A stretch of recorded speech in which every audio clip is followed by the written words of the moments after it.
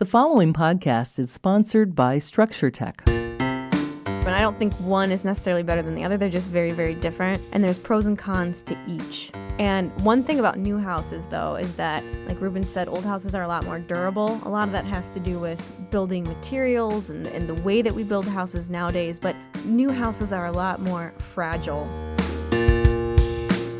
Welcome, everybody. You're listening to Structure Talk, a Structure Tech presentation. My name is Bill Ulrich, alongside my co-hosts Tessa Murray and Ruben Saltzman. And on today's podcast, we were going to talk a little bit about new houses versus old houses and some of the challenges that we see with both of them. And Tessa is well qualified to give us the building science background on these things. And, I think everybody thinks new is always better than old. And then there's this small group of people who think old's the best thing ever. And I'm raising my hand, but you guys can't see that, obviously. No, everybody says they don't build them like they used to. There's a lot of people, diehard fans of old houses, and they will not have it any other way. Well, when the heating bill comes and it's $800 a month, then sometimes you reconsider your choice of old versus new. But there is that. So let's dig into this. And I feel like there's three kinds of houses, not just two. I feel like there's houses that were built before the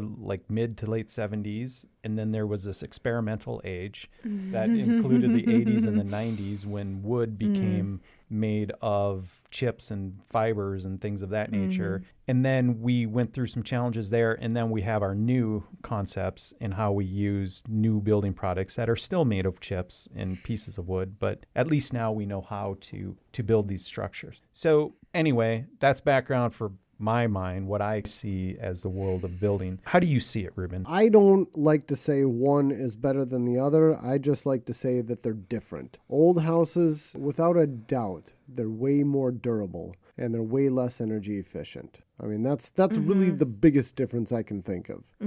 What do you think, Tess? Yeah, comfort's a part of that too, probably. Sure. Yeah. Yep. But I agree with you, Ruben. I don't think one is necessarily better than the other. They're just very, very different. And there's pros and cons to each. And one thing about new houses, though, is that, like Ruben said, old houses are a lot more durable. A lot of that has to do with building materials and the way that we build houses nowadays. But new houses are a lot more fragile than old houses. Yes, and all it takes sometimes is one little leak somewhere, and it can just blow up the whole house. Yeah. Like an explosion blow up? Like mold and deterioration and rot and all sorts of things. Okay, wow. Air so quality. Fragile. I never thought that fragile would be a word used in to describe a house. Yeah. The more energy efficient we build houses and the more building materials change, it's very important that the way houses are put together is done correctly, and the way that we maintain our houses has to be done properly too. There's a lot of different things with just occupant behavior that can destroy a house today. Do you have a set age where handymen are allowed to work on a house? And then when they get into a certain age category, they're no longer... It's not even handymen. I'm just thinking just the occupants themselves. So, one of the big differences between old houses and new houses, old houses, there wasn't much insulation in the walls, if anything. And a lot of the wood that was used to construct these walls was actual wood,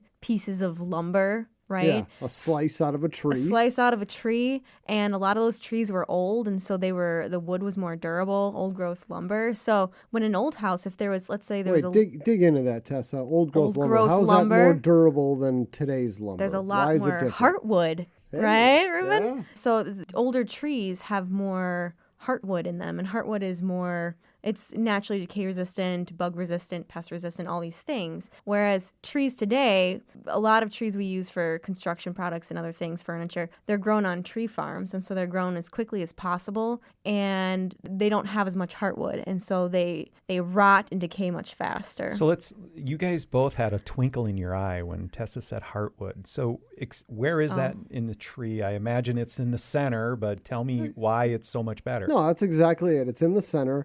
It's basically the cells of the tree, and I'm not a building science guru like Tessa. But I'm thinking of I'd say Bob the Seavey, cells of my the- old professor at the U of M, who taught classes on wood. I had to take classes on wood. All right, so Yes. correct me if I'm wrong, Tess. It's like the Don't ask me to cells remember are those basically things.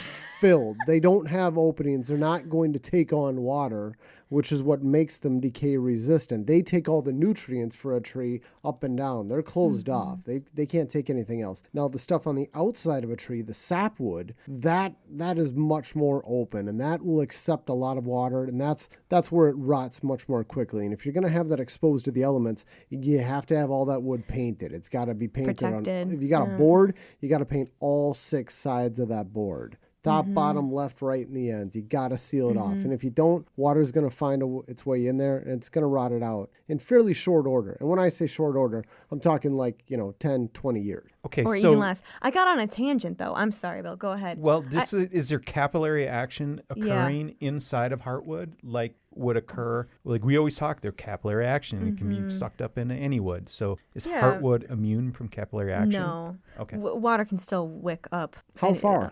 All the way. Okay. Yeah.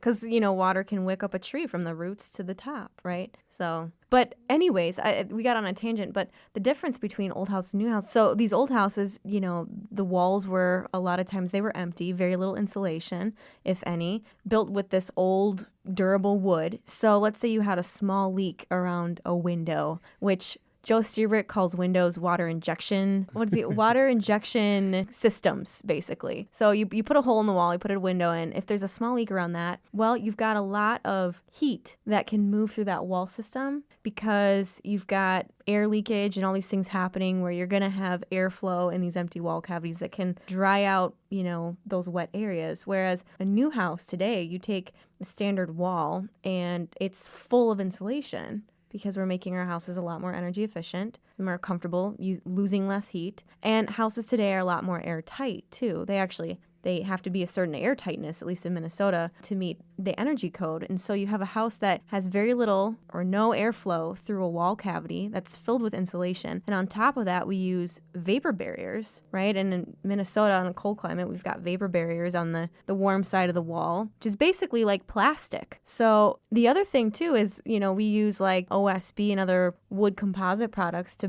build our houses today. So you take, a building material that is much less durable. Basically, it just turns to mush when it gets wet. It gets really moldy easy. You take a wall where there's no airflow, no heat getting to it, and you put a Ziploc bag over it. What's going to happen when water leaks in around a window? So it's then going to destroy it. preventing right? the leaks is probably a pretty important thing. Yeah, exactly. That's why we say new houses are a lot more fragile. They're a lot more energy efficient. You're not losing all this heat, through the walls and through the building envelope and everything, but you're also not able to dry things out when they get wet, so a lot less durable. Yeah, old houses were way more forgiving. It's not like we Yeah. have more leaks in today's houses. It's just that those leaks matter a heck of a lot more. Yeah. Yeah, that's interesting. We'll talk a little bit more about that when we get back, but we have to step away to a break. You've been listening to Structure Talk, a Structure Tech presentation.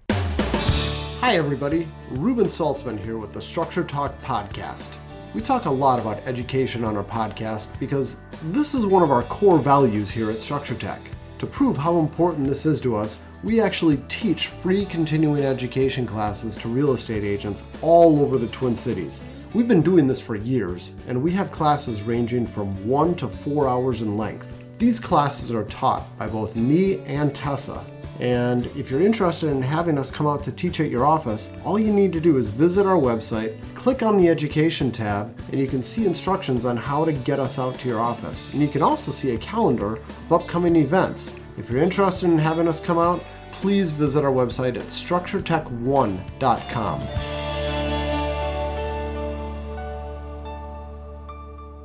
Welcome back, everybody. You're listening to Structure Talk, a Structure Tech presentation. My name is Bill Ulrich, alongside Tessa Murray and Ruben Saltzman. And today we're having a conversation about new houses versus old houses. And before the break, we were just buttoning up why it's so important to keep leaks to a minimum on new houses. Mm-hmm. Okay, so tell me about insulation and tell me about leaks and all of that. So is this just a flashing detail problem, or is this because there's insulation, the leak becomes more like a sponge? Or why are these leaks such a big deal? Well, that's a good question. And it's not just flashing that has to be done, right? There are so many potential places for moisture to get in and to cause problems, but moisture really is a home's worst enemy. It can come from the inside or it can come from the outside. And so making sure that you've got, all the flashing details done right, all the siding details done right, on the interior, you're managing your humidity and your moisture properly. All those things are really important. But, even if you do things right, like there are some situations that are just a recipe for disaster anyways. Let's say you have a house that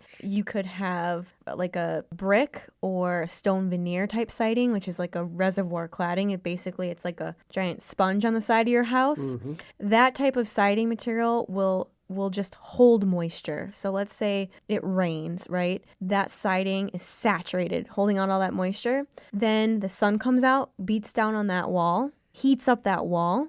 And let's say it's summertime. We get hot temperatures here in Minnesota, so people have their air conditioning running, right? So the basic physics, moisture moves from areas that have more moisture to areas of less moisture.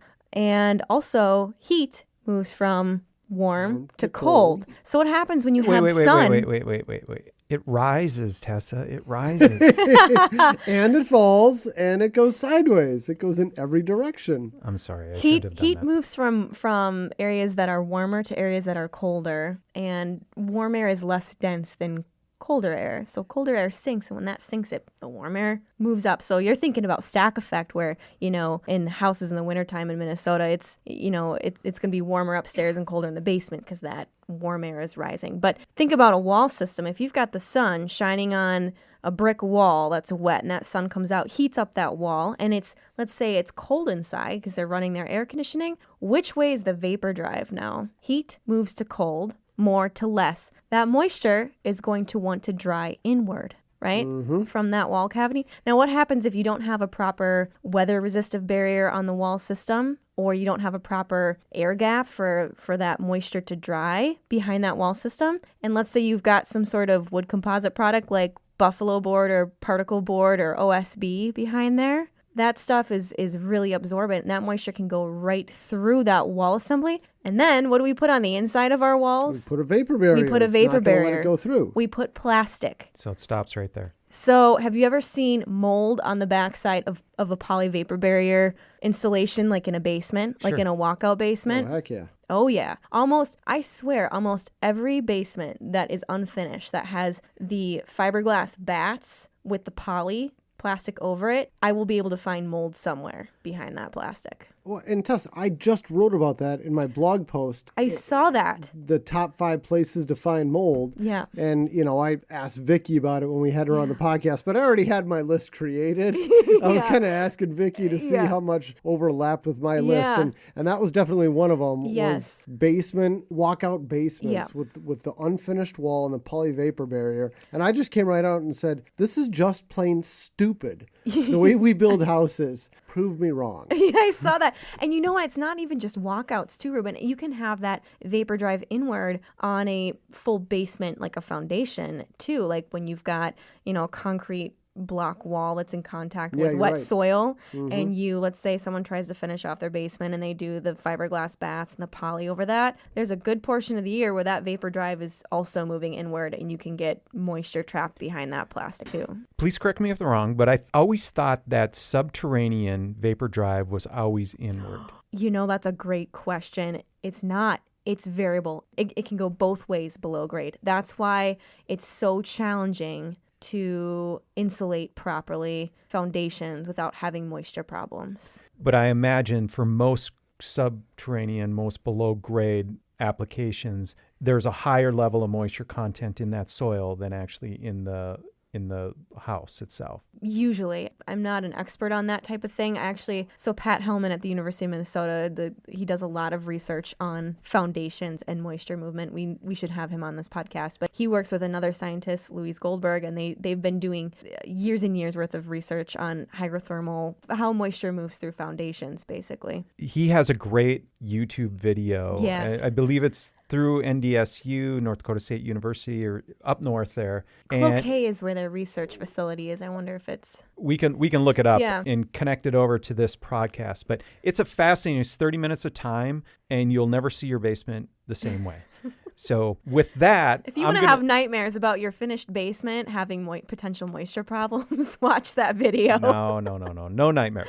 With that, we're going to step aside and take a break real quick. You've been listening to Structure Talk, a Structure Tech presentation. Are you in the market to buy a home? Structure Tech Home Inspections is here to help.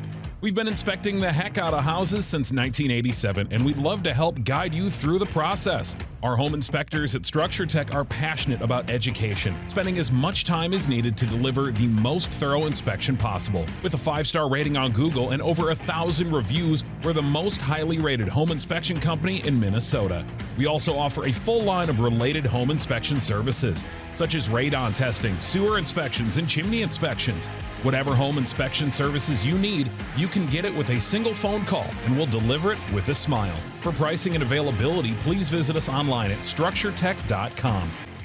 You're listening to Structure Talk, presented to you by Structure Tech, the most highly rated home inspection company in the Midwest. My name is Bill Ulrich. I'm alongside Tessa Murray and Ruben Saltzman, and we've been talking about old houses and new houses. And one of the things I think most of us know, the difference between old and new, is there's just a lack of insulation, which means a wall cavity has less of an ability to dry out if it were ever to get wet, bulk water or otherwise. But so my old house from the 1940s has basically got no insulation in it. It's got a little bit. So it's pretty forgiving. Tessa, in 2020, if you had to tell me what the ideal design of an exterior wall in our climate, in Minnesota, whatever zone we're in up here, what does it look like?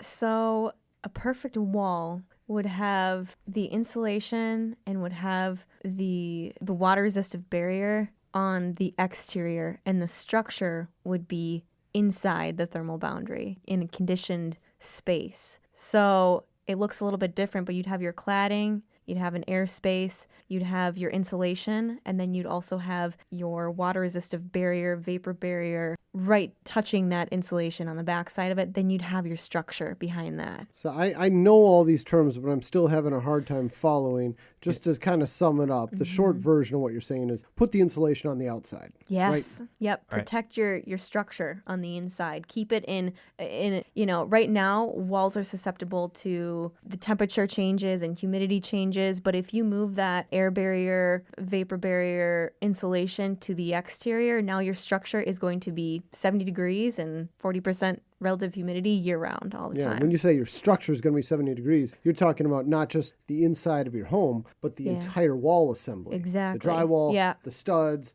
everything is going to be nice and warm. Yeah. And you move that thermal boundary right before your siding. Mm-hmm. So I've heard this in the past, and I can't attribute it to anybody because I can't remember who actually said it, but I heard warm wood is happy wood. Yeah. Is that true? Well, yeah, I think it's a much more durable system to have that. And actually, some of the research for Building America, it's a program funded through Department of Energy. It's a national program that basically is researching how to make houses more energy efficient. And there's a bunch of different scientists kind of around the U.S. that are doing all this research on homes, on how to make them more energy efficient, but also more durable and more healthy. And Pat Hellman is on one of these teams. And they did research and they basically designed a house that was built this way with this type of wall system where they use these giant OSB panels, these structural OSB panels, and they built kind of the frame of this house by sticking all these panels together, and then they wrapped that in a weather resistive barrier like Grace Perma barrier. It's a waterproof membrane, self-healing membrane, and that makes the house really airtight, but it also protects the wood from any sort of exterior water intrusion. Then they attach the rigid foam insulation to that, and then they attach the cladding to that.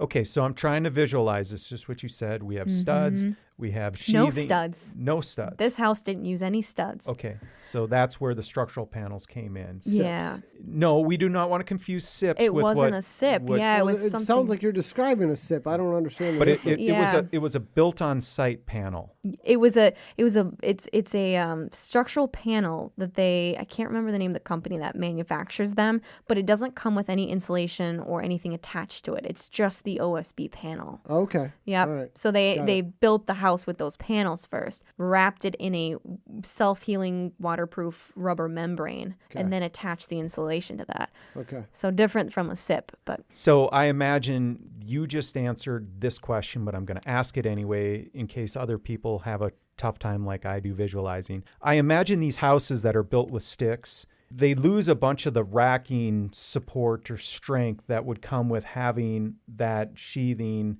right there, right? So if the sheathing is on the studs and then the insulation's in the stud cavity, it feels like a more rigid construct than if you have rigid foam as the sheathing. well, with the system I was describing, those OSB panels, they put two of them together, and I think the wall was at least an inch thick, maybe an inch and a half thick of solid wood. Okay. And they've been doing testing on these houses, engineering, and it turns out these houses are even more strong than a standard stick frame house would be. Yeah. So that's what I always feel about Yeah. these new houses. I feel like they're a lot like airplanes. When a tornado comes through, you see the damage and there's things all over. They're missing and they're gone, right? And where my neighbor tried to tear down their garage last summer and literally drove a bobcat through the wall and the thing didn't fall down. Oh, you know what? On that, Yeah. just personal story. You know, I grew up doing construction with my dad. I remember in junior high, my friend and I were tasked with tearing down a garage. My dad dropped us off. We got the whole day. We had to tear down this garage at this house that my dad owned. And we cut out all the studs. No more studs. The garage was still standing. It was the stucco keeping everything Wow, up. yeah.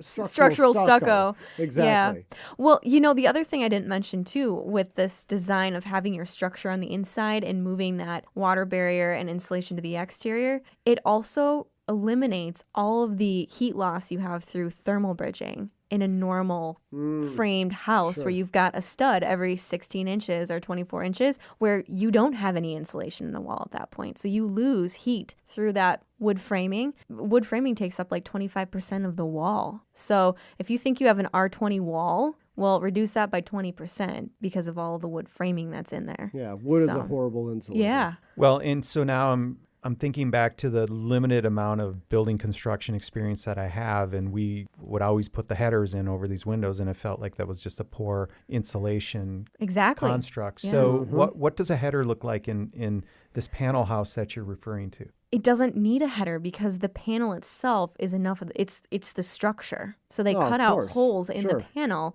You don't need to add anything else to it. So then are these, I imagine these panels are the full length of that wall, and they're kind of, These panels, I and- think these panels are like 8 feet by 20 feet. Oh my like you goodness. need a crane to lift them and to put Oh, them okay, in place. okay, so They're massive panels, really heavy. okay, Yeah. so maybe if you're thinking of like all these big warehouses that you see in the span creep, that it's sort of Yeah. along those lines. Yeah. Okay. Yep. Interesting stuff. The hard thing is, though, these panels are so big, it makes it difficult to have a house that has unique, design to it, right? A lot of people these days, they want to customize their house. They want to have cool little architectural details. They want to have bump outs, cantilevers, bay windows, whatever. I call those magnets for water intrusion. Go on. Exactly. Yeah. Now, from a building science perspective, every time you bump out that building envelope or change a plane of a wall or whatever, it's one more thing where water can get in or, siding insulation could go wrong, where it's just, higher risk with that type of design. The more complicated, the higher the risk. But people don't want to buy just a plain boring box. No. Unless you're a building scientist like me, and I'd be okay with it. Tessa smiles. I'll take Plain one boring too. box, and she's got her big grin Yeah. on her face. With big overhangs, right? Yes, big overhangs. Yeah. Great orientation, energy efficient. Yes. Awesome. Well, we're out of time for this episode, and we didn't even get to air comfort, or how do you say it?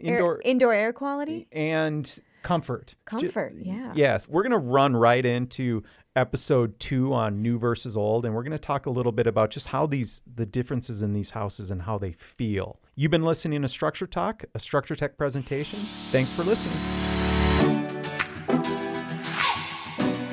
For more information on how we can provide you with the right information about your home before you buy or sell, contact us at structuretech1.com.